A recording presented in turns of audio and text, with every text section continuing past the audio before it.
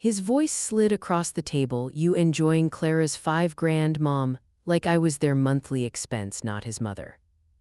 Still, I nodded, tracing the rim of my coffee cup, the one he painted for me in 2nd grade. As the smell of Clara's designer perfume clashed with the burnt toast I made alone, I counted how many birthdays he skipped. While she posed for brunch photos, I watched the boy I raised with bruised hands pretend I'd never held him. The same son I once shielded from a custody battle now priced my silence like a wedding favor. That's when I leaned in and whispered, "You weren't bought, just borrowed, and I'm calling him back." We're about to begin, but if you'd like, share where you're joining from. It reminds me this story doesn't echo into silence, it lands somewhere real. Drop it in the comments and don't forget to subscribe. It came in a crisp FedEx envelope, no return address, but I knew the handwriting. Clara wrote like she was afraid of pressing too hard, slanted and shallow. Just my name, Helen Marsh. No mom, not even Mrs. Inside was a white card with a sticky note attached. On the note, 3 words floated in pink gel ink. Happy Mother's Day, thought this might help sparkling heart. Beneath it, a personal check for $5,000. Drawn from a joint account I recognized, Eric and Clara's household fund. I stared at it longer than I should have, not because I needed it. I've been managing just fine on my pension, thank you. My bills were paid, my fridge was full, my car still turned over every morning. But $5,000 sent like a care package, like I was some faraway burden who'd appreciate being remembered. There was no call, no visit, just the check. I made tea and sat at the kitchen table, turning the envelope over in my hands. My ledger was already open nearby, habit from my years in administration. I flipped to the current page and wrote, May 7, check received from Clara, $5,000 not requested, logged as uninvited charity. I paused, drew a line under it. The next morning, I deposited it, not because I wanted their money, but because it felt worse to return it. Refusing it would only feed Clara's version of the story that I was bitter, proud, difficult. No, thank you, I'd take the money, but not the message. Later that week, Donna dropped by. She brought almond croissants from that little French place near the courthouse and 2 estate folders in her bag, one worn, one brand new. She noticed the check stub clipped in the ledger before I could close it. Ah, she said, pulling her glasses down, so they're tipping their guilt in thousands now. I gave her a look. She sipped her coffee. If you're keeping score, Helen, do it properly. I'm not keeping score. She tilted her head. You wrote it down in ink. We didn't say much after that, we never had to. 2 days later, I got a text from Eric. He never just calls anymore, it's always a delayed response, like replying to a memo. The text lit up my phone at 10:42 p.m. ERIC, hope you're enjoying Clara's gift, generous, huh? There was a winking emoji at the end, like this was all some clever inside joke. I stared at the screen, thumb hovering. I considered writing back, tell your wife I'm not for sale, but that felt too easy, too sharp. Instead, I turned the phone face down. That night, I couldn't sleep. I walked out to the back porch with a blanket and sat beneath the old floodlight, listening to the hum of distant traffic. The neighborhood was quiet. Everyone around here had already raised their children. Everyone, it seemed, but me. Because raising someone doesn't end when they turn 18. It ends when they know how to be decent when no one's watching. Eric, my only son, knew how to perform care, post photos, send checks, smile at brunches, but when it came time to show up, to call, to look me in the eye, to ask how I really was, he vanished into his calendar. It wasn't always like this. I remembered when he used to save me the blue popsicle, when he used to run his little hand into mine after school, backpack swinging behind him, when he cried over a scraped knee and said, "Don't tell Dad, okay?" I remembered those things, and I wondered when the tipping point happened, when the performance became easier than the presence. A wind picked up. I pulled the blanket tighter around my shoulders and looked at the stars barely visible behind the city haze. The phone buzzed again, another message from Eric. ERIC, seriously though, Clara thought it would be helpful. She's trying, you could say thank you. I didn't reply. Instead, I opened my notes app and typed 3 words. Next year, respond. Then I closed it. Mother's Day was in 3 days, and I had just decided how I was going to spend it. I made the reservation on a Tuesday afternoon, a full week before Mother's Day. The sycamore white tablecloths, polished silver privacy hedges. It was the kind of place where brunch wasn't food, it was a performance. Clara had posted from there 3 times. In the past month, always the same caption, grateful to Sparkles. When I called, I asked for the private garden alcove. The hostess sounded surprised. You'd like the magnolia room, that one seats up to 8. Yes, I said, we'll need the space. I didn't invite them directly, I let the open table confirmation do that part. Email and calendar synced like all their other obligations. Clara responded within an hour. Clara, finally treating yourself, can't wait, cherry kiss. Not a word about the check, not a question about why I'd invited them. She didn't seem to wonder, she just assumed it was my turn to play along. I sent Avery a separate message. I'd like you to join us, please wear something you feel strong in. She replied almost instantly, can I wear the blue skirt you gave me last summer? I smiled, that one's perfect. Friday morning, Donna and I met at a quiet cafe near the county courthouse. She brought the folders again, one navy blue and filled with tabs, the other still blank. She leaned in, lowering her voice, you're sure you want to go through with this? I stirred my coffee slowly. I'm not starting a war, Donna, I'm ending a story that's gone on too long. She studied me, then nodded. All right, but you're not doing it alone. When I got home, I unlocked the bottom drawer of my filing cabinet and laid out both documents on the kitchen table. My old will, dated, untouched since before Eric married Clara, and the new one, unsigned, waiting. I read every line aloud even though no one was listening, every exclusion, every redirect, every phrase Donna had walked me through. In recognition of demonstrated care, responsibility, and enduring love. Words matter, especially when you haven't been allowed to use them freely. I signed the new will, dated it, initialed every page, then I slipped the old version into an envelope labeled for reference only.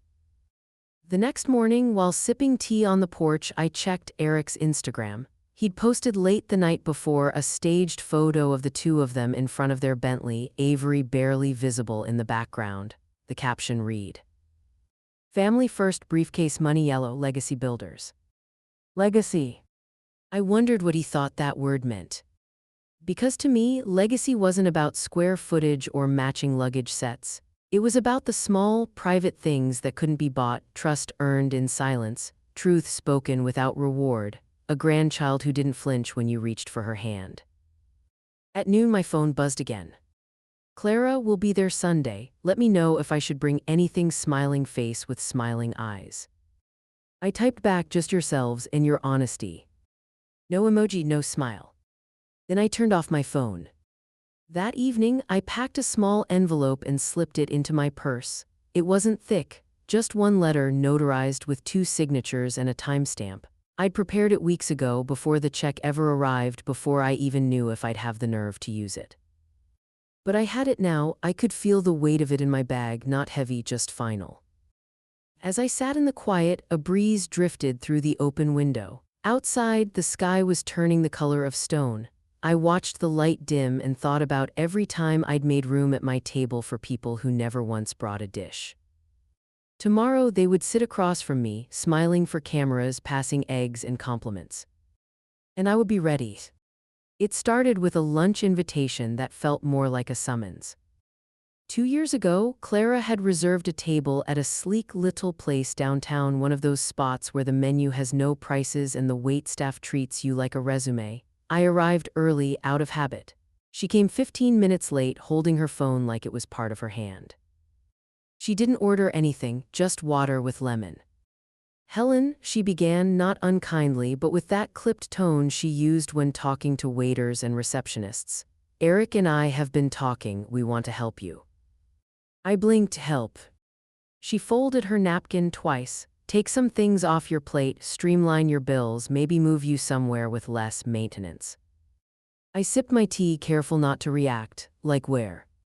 There's a new development in Highland Park, she said, her voice soft like she was offering me chocolate. Two-bedroom condos, elevator access, secure, quiet, and you wouldn't have to handle yard work anymore. We cover the costs entirely. A transaction wrapped in kindness, a relocation disguised as concern. I like my yard, I said evenly. I like my space. She smiled at that, but it didn't reach her eyes. You're nearly 70, Helen. Eventually, you'll need help. I'll let you know when I do. She didn't respond right away, just picked up her phone and started scrolling. Think about it, she murmured. That was the last real conversation we had for half a year. No texts, no calls, not even a card. Eric didn't say much either. I assumed he'd been briefed and told to let it breathe. That was Clara's style punishment through absence, a vacuum where love should be. That Christmas, I lit a fire and put on the old record player. Bing Crosby warbled into the empty room. I wrapped a book for the neighbor's boy and baked gingerbread I didn't need. I told myself I wasn't lonely, just quiet. Then, on Christmas morning, a small padded envelope arrived. No return name, just a messy scrawl on the label, H. Marsh. Inside was a narrow silver bracelet, a pressed star engraved into the charm. No note, no explanation. But I recognized the handwriting on the customs form, Avery. I held the bracelet in my palm for nearly 10 minutes before I slid it onto my wrist. I wore it for the rest of winter, even to bed, even when no one could see. That spring, Eric sent a group e-card for Mother's Day, flowers that glittered on the screen, backed by music from a free template. Clara signed it digitally, complete with a trailing heart emoji. Avery's name was typed in a different font, smaller than the others. I stared at it until the animation looped again.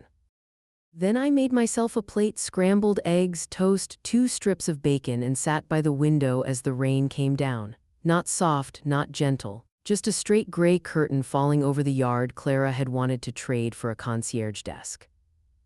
That was the day I stopped hoping they'd show up unannounced, that some part of them would remember what it meant to show care without a receipt attached. I finished my food, washed the plate, went to bed early. And I told myself that next year, if they sent me something, I'd remember how this felt, this silence, this substitution of presence with product. Now, sitting on the edge of that same bed 2 years later, I could still feel the cold from that plate, still hear the rain hitting the gutters, still see that cheap animation flickering on my screen like it counted for something. Tomorrow they would see me smile across white tablecloths. But I hadn't forgotten what silence taught me. It was tucked in the back of the closet, behind winter coats I no longer wore and shoes that hadn't touched pavement in years. A thin garment bag yellowed at the edges. I unzipped it slowly, the sound loud in the silence. The dress was still there, midnight blue silk, sleeveless, gathered just slightly at the waist. I hadn't worn it since Eric's college graduation, a lifetime ago, though the fabric still held the memory like perfume. That day had been bright and humid, and I'd stood between him and his father for the photo, hand resting lightly on his shoulder. He wore a crooked smile, half boy, half man. I remembered thinking how full my heart had felt. I didn't know then that it would be the last day he looked at me like I was home. I slipped the dress from its hanger and laid it across the bed. The silk shimmered in the afternoon light. It was beautiful still. When I tried it on, I expected disappointment. The fit wasn't perfect anymore. The waist tugged slightly, the neckline dipped lower than I remembered, but that wasn't the point. It zipped, that was enough. I turned in front of the mirror, my hands settled at my sides, and for a brief second I saw her again, that version of me, proud, certain, believing that everything she'd given would come back in kindness. It hadn't, but I still had that dress. I booked a hair appointment for Saturday morning. Manicure, soft pink, wax, not for Clara, not for the photos I knew she'd orchestrate, but because I wanted to remember how I looked on the day I stopped pretending they hadn't changed. I wasn't showing up for brunch. I was documenting an ending. Late that afternoon, Donna stopped by. She brought the folders, both bound in leather, one burgundy, one black. She set them on the table gently, like they were breakable. Public, she said, tapping the burgundy one, and private, her fingers lingered on the black. I nodded. She sat across from me and opened the private folder. page after page labeled and indexed. The revised will, the trust language, the medical directives, no loopholes, no ambiguity. This is airtight, she said, if they try to challenge anything. They won't, I interrupted calm, not if it costs them more to lose. Donna leaned back, studying me. She didn't look like a lawyer in that moment. She looked like the woman who had held my hand after my husband's funeral, the friend who'd brought soup when I broke my ankle, the only one who'd never asked me to shrink to keep the peace. They're not going to see this coming, she said finally. They don't see me at all, I replied. Later that evening, I wrapped a small square box and tied it with navy ribbon. Inside was the silver bracelet Avery had sent me, now resized and engraved on the inside, to the one who never forgot. I taped a label on top, just one word, someday. Then I placed it inside the desk drawer I kept locked, the one Clara never asked about and Eric never noticed. The sun was beginning to set. The light came in gold, soft at the edges, falling across the silk dress still hanging by the mirror. I ran my fingers down the fabric once more. Tomorrow I would wear it. Not to reclaim a memory, but to give it a proper farewell. I arrived 15 minutes early, as planned. The hostess at the Sycamore barely looked up when I gave my name. She already knew who I was. Clara's reservations had trained the staff well. Would you like the main dining patio or the magnolia room, I said. Her brow arched. That's our private garden alcove. We typically reserve it for parties of. We'll need the space.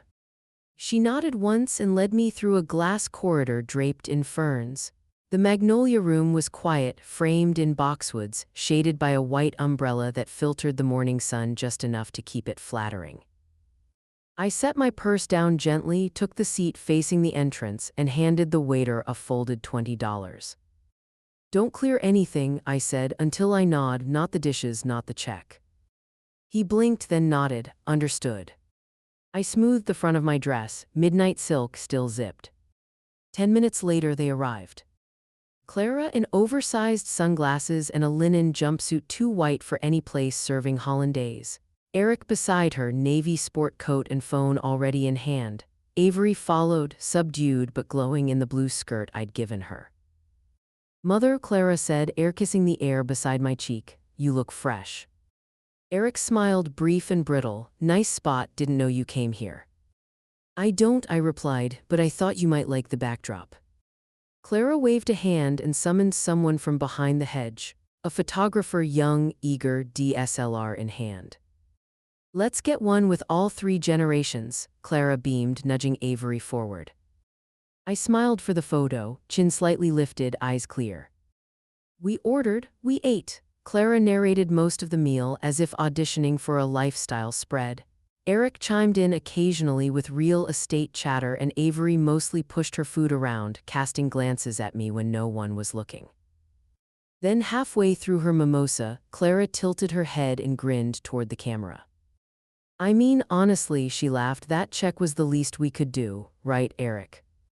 Eric leaned back, wineglass in hand. You enjoying Clara's $5,000, Mom? Pretty generous for a brunch starter, huh? Clara giggled and raised her glass like it was all charming. I set my fork down. I did enjoy it, I said softly, and I'd like to return the favor. I reached into my purse, pulled out the sealed envelope, and placed it gently between Clara's salad fork and her phone. For you. Clara blinked, still half laughing. What's this? A gesture, I said, since we're all feeling so generous. Eric opened it for her, more curious than concerned. His eyes scanned the first page, then the second. I watched the moment his face shifted, familiar confidence draining into something smaller. What is this? Clara asked, suddenly sharper. Eric handed it to her without a word. She read it aloud under her breath, jaw tightening with each line. Then she looked up, voice barely above a whisper. You're removing us. The photographer kept snapping, unaware. I nodded. As of last week, legally and irrevocably, my estate, assets, property, none of it will go to either of you. Donna can walk you through the paperwork if you'd like, but you won't be able to challenge it. Clara laughed once, short and dry. This is a stunt. No, I said, folding my napkin slowly. This is a correction. Across from me, Avery's eyes didn't widen. She didn't look surprised, just steady, still. Eric stood abruptly, knocking his chair sideways. "This is a mistake," he said. "We'll fix it." I looked at Avery, then back at him. "I already did." Eric picked up the envelope again, hands stiff. I could see him rereading it, trying to find the loophole, the clause he could argue, the comma that made it reversible. "This can't be real," he muttered, not looking at me. "You wouldn't actually do this." His voice cracked on wouldn't, like he was 12 again, caught in a lie too deep to back out of. "I did," I said steady, "last Thursday with Donna present, notarized, witnessed, filed." He didn't sit down, just hovered beside his overturned chair like posture might still give him the upper hand. Clara snatched the envelope from his hands. Her face was flushed now, foundation settling into creases she rarely let show. She scanned the pages like someone searching a menu they didn't understand. "Is this legal?" she hissed. "Absolutely," I said. "Donna can walk you through the statute if you'd like." She scoffed. "So that's it, you just cut us off after everything we've done for you?" I tilted my head. "Yes, after everything." Clara's mouth opened like she might scream, but no sound came out. Just a sharp exhale like smoke leaving a flame. Then she stood up hard, scraping her chair back. "We're leaving," she snapped. Eric didn't follow immediately. He looked at me, almost pleading now. "Mom, we should talk about this privately." "This is private," I said. "You just brought a photographer." Clara was already storming out, heels biting into the cobblestones. The camera guy looked up, confused, still holding his lens. "Should I keep?" "No," I said gently. "You're done." Eric lingered another second, jaw working like he wanted to say something noble, but all that came out was, "You'll regret this." I folded my napkin slowly. "I've regretted a lot of things, Eric, not this." He stood there a second longer, then, without a goodbye, followed Clara down the path. The wind picked up, rustling the magnolia leaves overhead. Plates still sat half full, forks untouched, a tiny dish of lemon curd trembling beside the teapot. I turned to Avery. She hadn't moved. Her eyes were calm, thoughtful, watching the space where they'd just been. Then she looked at me. "Can I come with you instead?"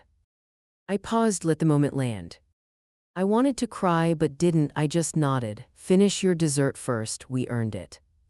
She smiled, shy but certain, and picked up her spoon again. Across the room, the photographer awkwardly packed his gear. I noticed him pause at the edge of the doorway, uncertain whether to offer a goodbye or disappear. I gave him a small nod. He left quietly. We sat in silence for a while, the two of us, while the last of the brunch crowd filtered out of the main garden. I poured the remaining tea into her cup, slid the sugar bowl toward her. "Too bitter?" I asked. She shook her head. "Just strong." I nodded. "That's the goal."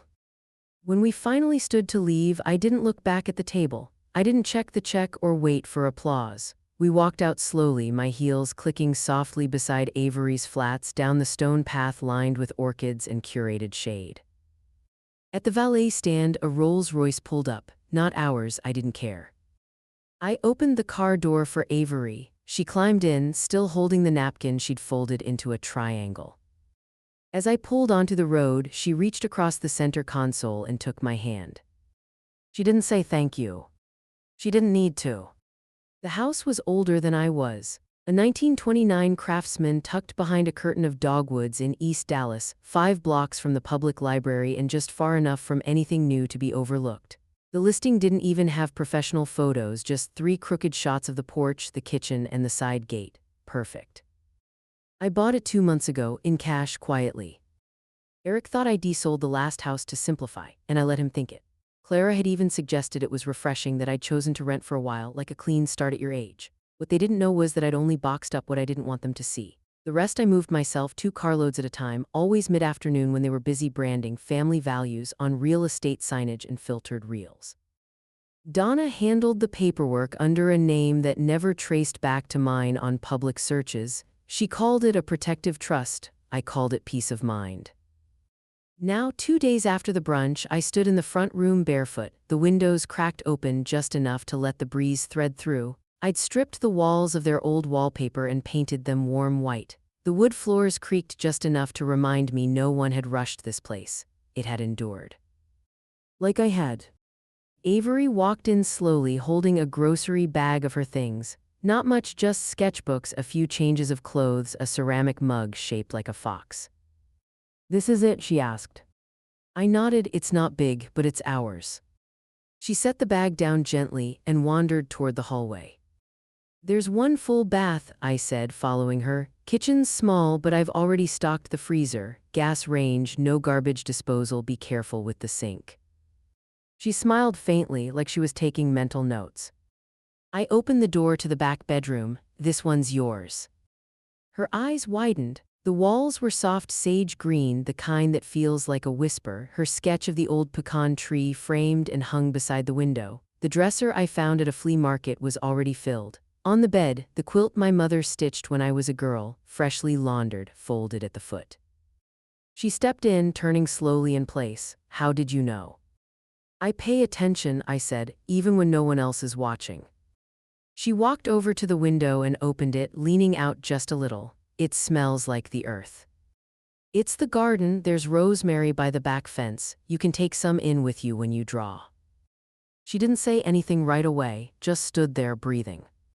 After a while she turned. "Is this real? I mean, am I really allowed to live here?" I sat on the edge of her bed. "It's not just mine, Avery. The deed lists both of us, joint tenancy. If anything happens to me, it becomes yours automatically. No one can take it." Her lip trembled and she bit it to keep still. "They'll be mad." "They already are," I said. "Let them." She came and sat beside me, folding her hands tightly in her lap. I reached down into my bag and pulled out a worn manila envelope, the one Donna had given me the day we finalized the transfer. "This is everything," I said, handing it to her. "If you ever need to prove it's yours, trust documents, keys, the contact for Donna, it's all in your name too." She took it carefully, like it might break. "What if I mess it up?" I smiled. "That's the best part, sweetheart. You get to try, no conditions, no performances, just live." She looked at me, then really looked, and nodded once. Outside, the street was quiet except for the slow rustle of trees and the hum of a neighbor's lawn mower. Safe. I rested my hand lightly over hers. "It's not fancy," I said, "but it's home." And behind her, through the open window, I saw Clara's car cruise past the intersection, slow, pausing just a beat too long. She was looking for me. But I was already gone. Avery started coming over every Saturday. No fanfare, no announcements, just the sound of her sneakers on the porch steps and her quiet knock, always twice, always with a pause between.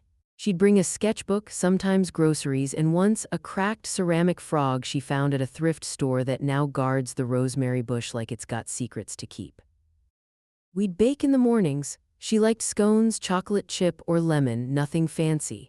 She'd sit cross-legged on the counter while I stirred batter, telling me about school, her art teacher, the way Clara monitored her screen time like a warden but never asked what she was actually reading. In the afternoons, we'd paint or work in the garden. Sometimes we didn't speak much. She liked the quiet now. She said it didn't feel like silence, it felt like breathing. One afternoon, I found her curled up on the couch with my old yearbook in her lap. "Did you like teaching?" she asked. "I loved it," I said, "even when I didn't." She nodded like she understood that, like she knew something could be worth it even if it hurt. That night after she left, I opened my laptop and filled out the paperwork to establish a private scholarship fund. Nothing with plaques or speeches, just a direct line for girls aging out of foster care who'd slipped through the cracks, not the ones with perfect essays, the ones who needed someone to believe in them before they knew how to ask for help. I funded the first 3 grants myself, quietly. No one would know my name was on it, that was the point. Meanwhile, Clara tried to reframe the brunch online. She posted a filtered photo from earlier that day, just her mimosa glass backlit by sunlight. Caption: "Sometimes families go through hard seasons. Choose grace anyway. Yellow heart healing Gishard motherhood matters. Truth will win." The comments were all hearts and hashtags. But it didn't take long before the real story slipped through. Someone leaked a video, just a few seconds, poorly angled, of Eric standing red-faced while Clara hissed something that didn't quite reach the microphone. It was enough. Their audience began asking questions. Within a week, Clara's brand partnership with a luxury wellness line was put on pause. Donna sent me a clipping in the mail, influencer couple faces backlash over family drama. She wrote one word across it in black ink, timing. Eric tried reaching out, first through text. ERIC, I've always done my best. ERIC, can we talk without lawyers? ERIC, I'm still your son. I didn't reply. Instead, I sat at the kitchen table and added a new section to the binder I kept in the cabinet above the stove. Not because I thought anyone would break in, but because that's where I kept the matches and dignity like fire required guarding. The binder was navy leather, thick, zippered. Inside, my revised will, property documents, bank statements, and a printed trail of every correspondence from Clara and Eric since the check arrived. I labeled each section clearly, filed it all in acid-free sleeves. I called it my dignity binder. Donna finalized the last batch of trust documents that week. I met her at the law office on a Thursday, the sun too bright for how exhausted I felt. There's now a no-challenge clause, she said. If they contest anything, it triggers an automatic full transfer to the fallback beneficiary. I raised an eyebrow, which is? She smiled, the foster care scholarship fund. We both laughed softly but with teeth. By the end of the week, everything was filed, copied, and sealed. I put one copy in the safe deposit box at the bank. I gave the second to Donna. And the third, I placed inside the dignity binder. That night, Avery and I sat on the porch eating cherries straight from the bowl. She was humming something I didn't recognize, off-key but lovely. She leaned her head on my shoulder. Is this what legacy is? I thought for a moment before answering. No, I said, this is what they forgot legacy is. She nodded and popped another cherry into her mouth. Inside, my phone buzzed again. I didn't check it. The courthouse was quieter than I expected. No one rushing, no voices echoing down marble corridors, just the hush of shuffled papers and the soft click of Donna's heels beside me. We didn't speak much on the walk up to the second floor. She carried the folder. I carried my bag lighter than it used to be. Everything's here, I asked as we stepped into the clerk's office. Triple-checked, she said, filed in duplicate, you sign, we stamp, we're done. The woman behind the glass window didn't even flinch at the thickness of the document packet. She took it like she'd seen heavier things handed over in this building, divorces, guardianships, the unspooling of entire lives. Donna guided me through the last few pages, each signature line marked with a yellow tab. I didn't rush. My pen moved slowly, deliberately. Every loop in my name felt like something being closed, tight, complete, and final. I signed the last page, capped the pen, and slid the folder back to Donna. That's it, she said. That's it, I repeated, but it wasn't hollow, it felt like stone settling into place. We stepped out into the sunlight, blinking. Dallas was bright and loud again, but I didn't feel small in it. I felt precise. We went for coffee, and Donna, ever Donna, read through the clauses again while sipping a flat white. All real property, assets, savings, and valuables go to Avery, she said, tapping the paragraph with a neat red fingernail. Contingent upon her turning 18. Until then, it sits in trust, unchallenged. In the causes, I asked. Donna nodded. Fully funded, annual disbursements to 3 programs, one for foster care, one for single mothers finishing college, and the third, she flipped to the page, the shelter fund. Good, I said, I want that clause airtight. She turned to the final section, her voice lower now. In the event of a legal challenge from either of the Marshes. She always called them the Marshes now, not your son, not your daughter-in-law, just the name they'd reduced themselves to.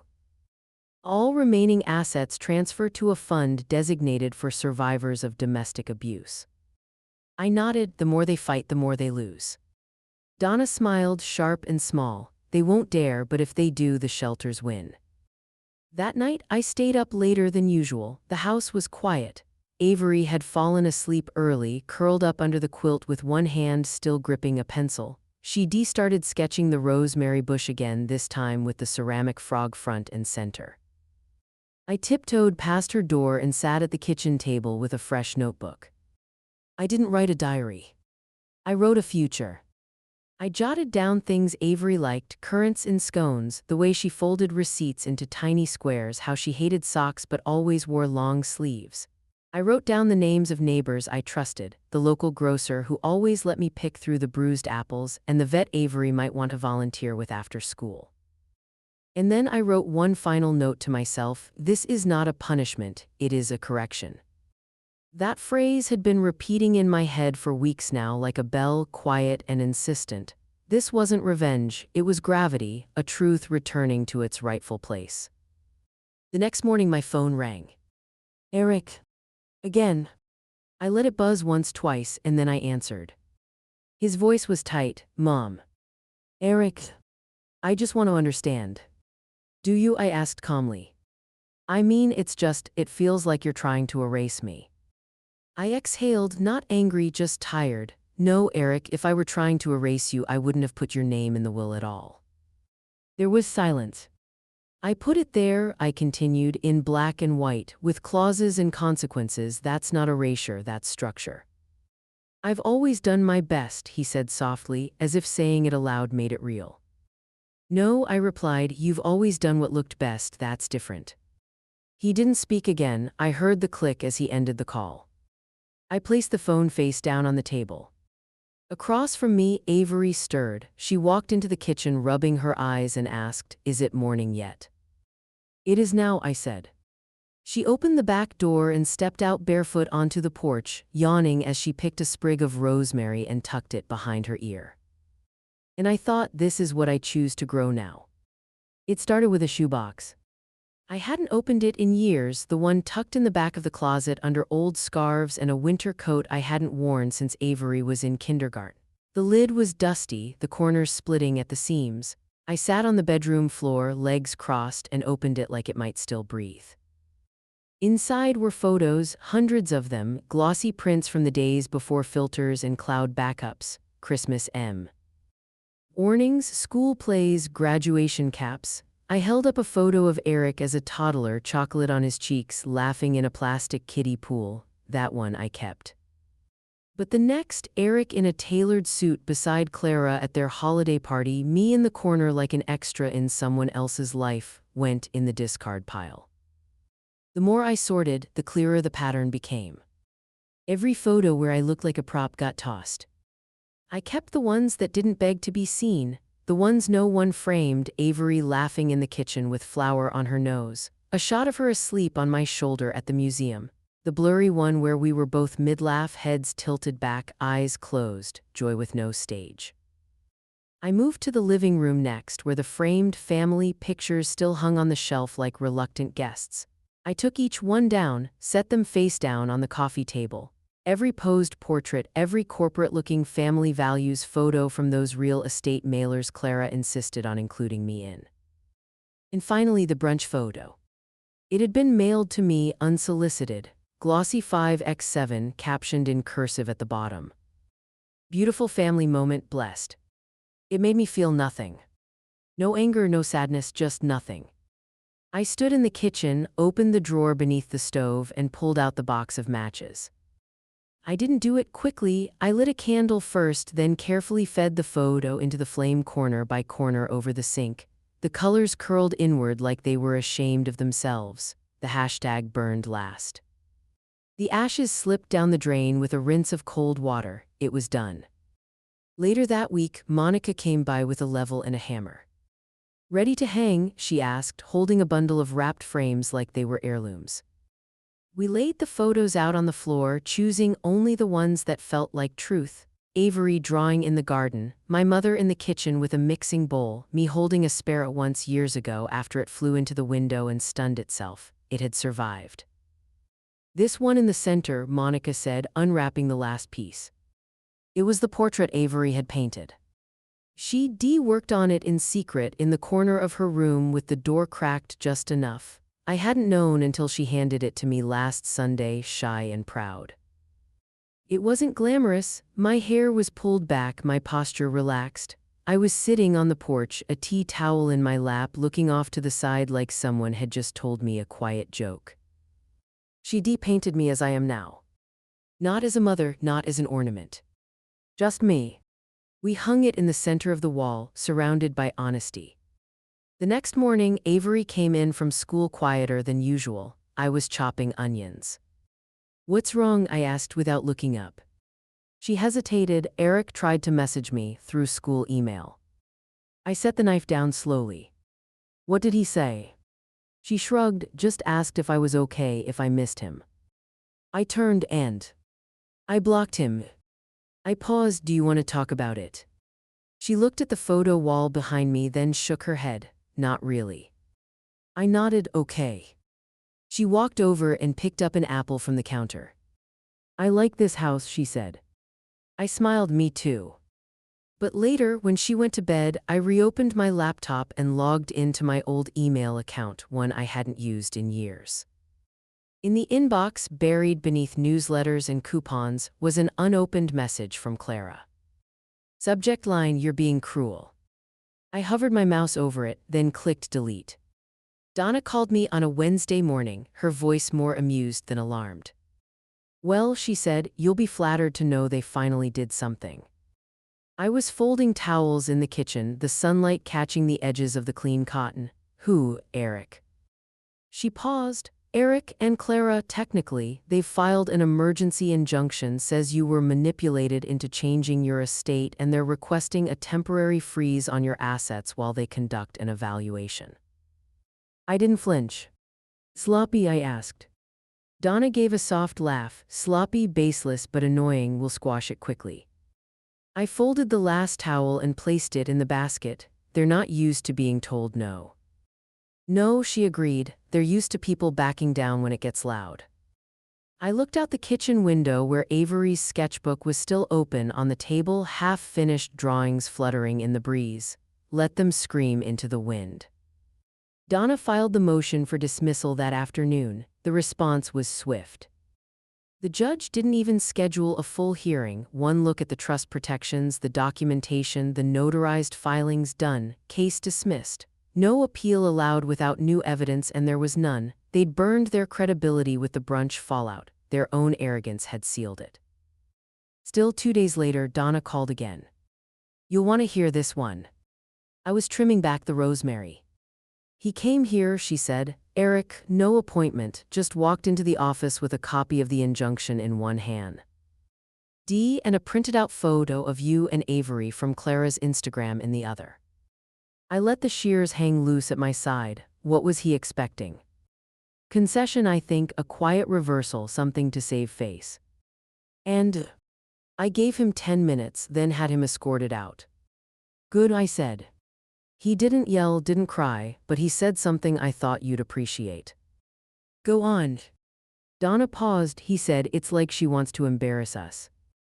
I smiled. "Tell him it's not about embarrassment, it's about boundaries." That evening, I filed a formal restraining order, limited scope, just enough to prevent direct or third-party communication through Avery's school, social media, or any affiliated adult. I didn't want drama, I wanted quiet. I wanted clean air around her.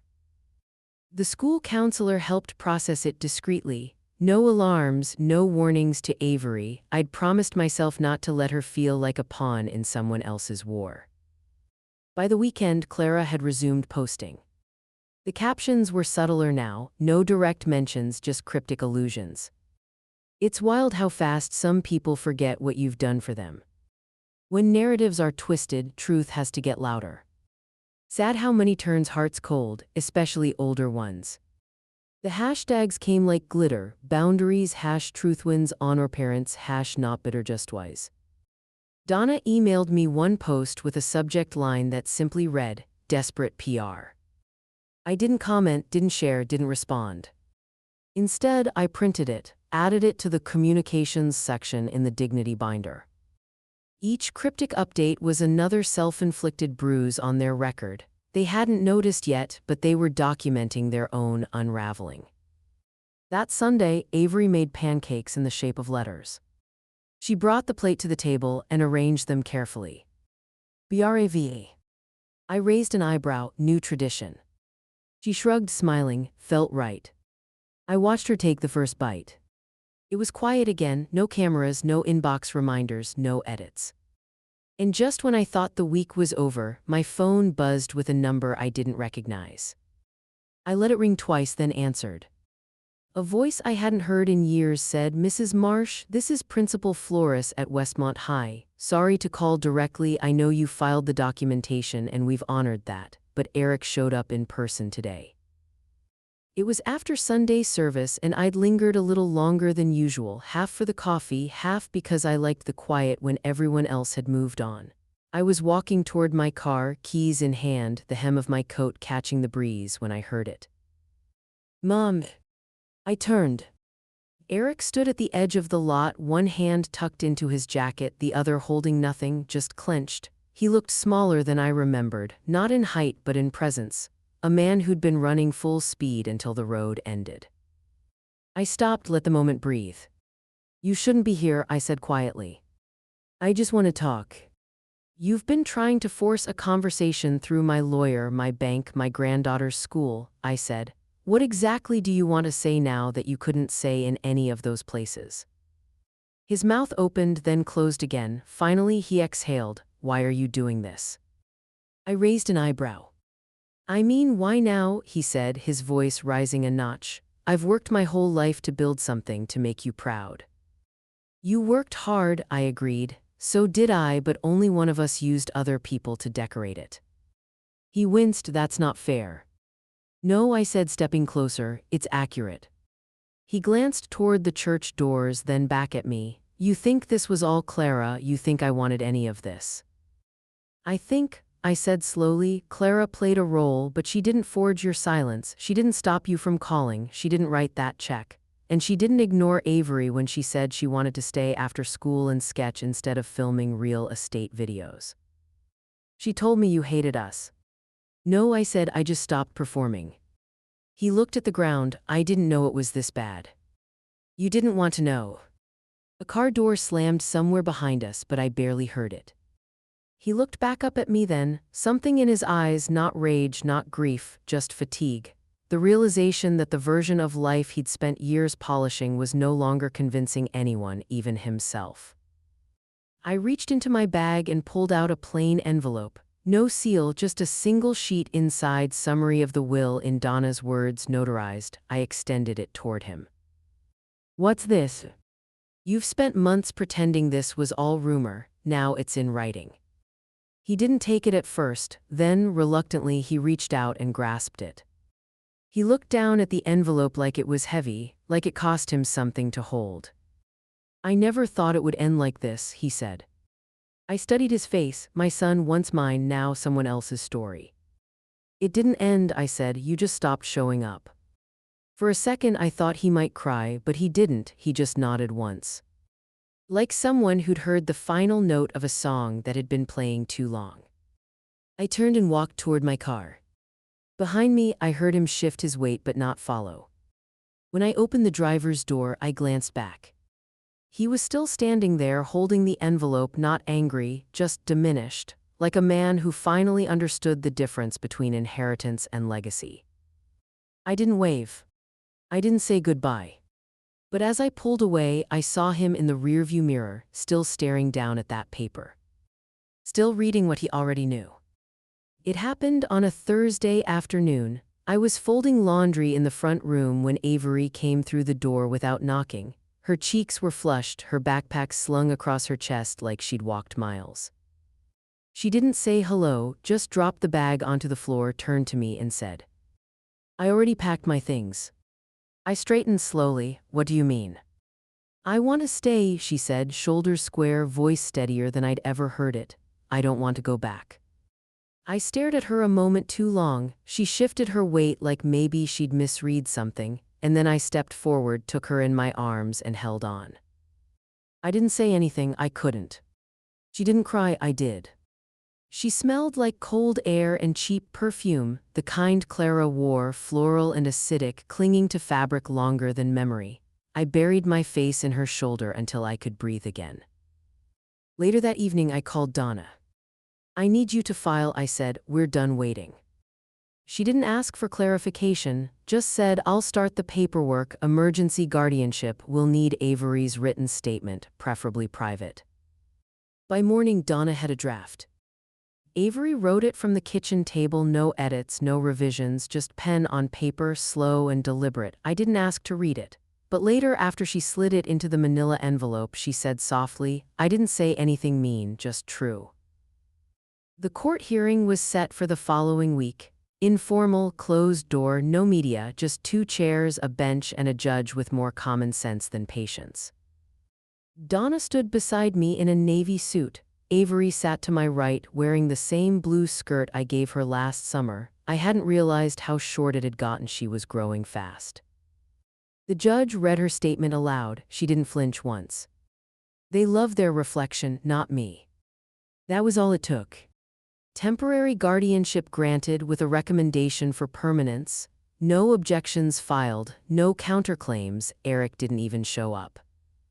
When we stepped out into the sunlight, Avery turned her face to the sky like it meant something new now. I opened the car door for her, same as always. But when we got home, I did one more thing. I pulled the small box from the desk drawer, the one with the navy ribbon and the silver bracelet inside. I untied it carefully, took out the label that once read someday, and peeled it off. In its place, I stuck a new one. Home. Then I left it on her pillow. That evening, we made grilled cheese and tomato soup. She drew a fox with wings on the back of a receipt while the bread crisped in the pan. Does this mean you're my guardian now? She asked. I think it means you're my girl, I said, officially. She smiled into her soup. After dinner, I found her asleep on the couch, arms curled around a throw pillow like it was something rare. The house was quiet again, but not the kind of quiet that makes you ache, the kind that lets you exhale. I walked into my room and opened the dignity binder, moved the court order to the front sleeve, closed it gently. When I turned around, Avery was standing in the doorway, barefoot and drowsy. I had a dream, she whispered. Good or bad? I don't know. I was running and no one was chasing me, but I still felt like I had to go fast. You don't, I said. She nodded, sleepy. I know, not anymore. She turned back to her room and didn't close the door behind her. And just as I was reaching to turn out the light, my phone buzzed on the nightstand. Unknown number, again. But this time, I didn't let it ring. I turned the phone face down. Then I went and tucked her in. The Austin sky was overcast, but the gallery lights were warm, high ceilings, exposed beams, polished concrete floors that whispered under every step. It wasn't grand, not in the way Clara would have approved of. There were no paparazzi, no branded cocktails or hashtags in neon, just easels, quiet conversation, and the low hum of real pride. Avery's piece hung second from the front beside a sculpture titled Stillness After the Fire. Her work was different from the others, softer. A painted panel of a kitchen table at dusk, 2 hands reaching across it. One old, one young, the salt shaker slightly tilted, no faces, just presence. She'd called it Anchor. We walked the perimeter slowly before the program began. I could tell she was nervous, smoothing her skirt, tugging the hem of her sleeve like it had something to prove. I kept my hand lead. GHTLY at the small of her back. It's small, she whispered, the whole thing, but it feels big. It is big, I said. Big doesn't have to mean loud. When the curator introduced her, she stepped to the mic without hesitating. Her voice, like always, started out soft, but it didn't shake. I called this piece Anchor, she said, because sometimes what holds you isn't the biggest thing in the storm, it's the quietest, the one that doesn't ask to be seen, just to be trusted. A pause, then she looked at me, not dramatic, just open. This is for the person who never gave me money, only love. The room didn't erupt, it didn't need to, just a hush, respectful and complete, like everyone heard something they remembered. Afterward, I stood by the refreshment table while Avery answered questions from 2 local art students who looked barely older than her. A woman from a community college handed me a card. We're always looking for guest mentors, she said, someone who knows what it means to help a girl start again. I kept the card. I called the next week. It wasn't a formal program, not at first, just a handful of teen girls who met me at the back of the library every other Saturday. Some brought sketchbooks, others just wanted the muffins. A few were quiet for months before speaking at all. I didn't push. We talked about resumes, about how to open a bank account, about how to know when someone's love is just control with a smile. Word spread slowly. A journalist from a local Austin paper asked if she could profile the work. Nothing flashy, just a half page in the Sunday section. I agreed under one condition: no names but mine, and no national syndication. She laughed. You're the first person I've interviewed who didn't want to go viral. I've already been viral, I said. It didn't feed anyone. Back home, the house felt different again, not because anything had changed, but because I had. I left Avery's painting on the gallery wall when she asked me to. She said someone else might need to see it. The next week an email arrived. Subject line: one more try. It was from Eric. 3 short paragraphs. I know I failed, I know I let her lead too much. I just want to try again. I don't know how to undo it all, but I want to start, please. I read it twice. Then I moved it to a folder labeled unanswered. Not out of cruelty. Out of clarity. He wanted to begin something now that he'd already watched burn. And I wasn't rebuilding what he abandoned. As for Clara, she never reached out again, not directly, not through back channels. Her PR firm quietly dissolved 6 months later, swallowed by unpaid partnerships and 2 brand lawsuits over misleading family narratives. I didn't celebrate, I just noted it in the binder. That evening, Avery set the table while I stirred soup. She hummed to herself, off-key like always. It wasn't a song I recognized. But it was ours now. At dinner, she looked up between bites and said, "You know they called this life small, right?" I nodded. They did. She grinned. They had no idea. And outside, the porch light clicked on, soft and steady, like it was just getting started.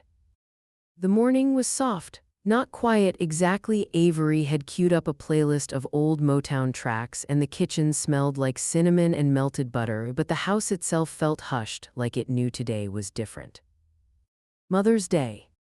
No cameras, no brunch reservations, no linen jumpsuits or spontaneous photo ops scheduled days in advance. Just pancakes, music, and sunlight slanting through the back window like a slow blessing. Avery stood at the stove, flipping a heart-shaped pancake with practiced ease. "You think it's too much?" she asked. "Only if we're pretending not to love it," I said. She grinned. "Good, I made extra." We ate in our usual spots, me at the head of the table, her cross-legged in the chair to my right, syrup on her sleeve, one sock missing. She talked between bites about a new mural project at school. I let her words wash over me, a rhythm I'd grown to cherish. After breakfast, she went to water the herbs on the porch and I slipped into the den. The fireplace hadn't been lit in months, but I opened the grate anyway, reached for the small cedar box on the top shelf. Inside was the envelope. The one Clara had tried to slide back across the brunch table before the photographer caught the final shot. Still sealed. Still unopened. I held it for a long moment. It had weight, not physical but memory-bound. I imagined what might be inside: a letter, an apology too late, another list of terms disguised as care. I didn't read it. Instead, I bent the flap gently, fed one corner to the flame, and watched it catch. The envelope curled into itself like a leaf in autumn. It burned slower than I expected, as if even the fire had to take its time letting go. When the last ember crumbled, I closed the grate and returned to the table. My journal sat beside the empty coffee mug. I opened it to a blank page and wrote. The check bought her distance. The response bought me peace. That's all it needed. Behind me, I heard the screen door creak open. Avery walked in, damp from watering the basil, her ponytail a little crooked. She wrapped her arms around me from behind and rested her chin on my shoulder. "Happy Mother's Day," she whispered, "for real this time." I turned and pulled her into a full hug, one hand cupping the back of her head like I used to when she was small. "Thank you," I said. "You're the reason I finally answered." She tilted her head. "Answered what?" I looked past her for a moment, through the window, across the garden, to the faintest echo of the woman I'd been when the first check arrived. Silent, compliant, afraid to look ungrateful for being overlooked. I never answered his question, I said. She frowned. Eric S. I nodded. He asked me months ago if I enjoyed Clara's $5,000. He said it like it was bait or maybe a receipt. And she asked. I smiled, full and quiet, the way you do when the story is finally yours. I never answered him until now. She watched me for a moment, then nodded. We spent the rest of the afternoon in the garden, pruning, sketching, singing off-key to songs we half remembered. No audience, no performance, just life, plain and real. And as the sun set over our little corner of the world, I sat on the porch swing, journal in my lap, Avery beside me, legs tangled in a blanket we didn't need. And I thought, my millionaire son smirked, you enjoy Clara's $5K, right? Mother's Day was the day I finally responded, with something money can't undo.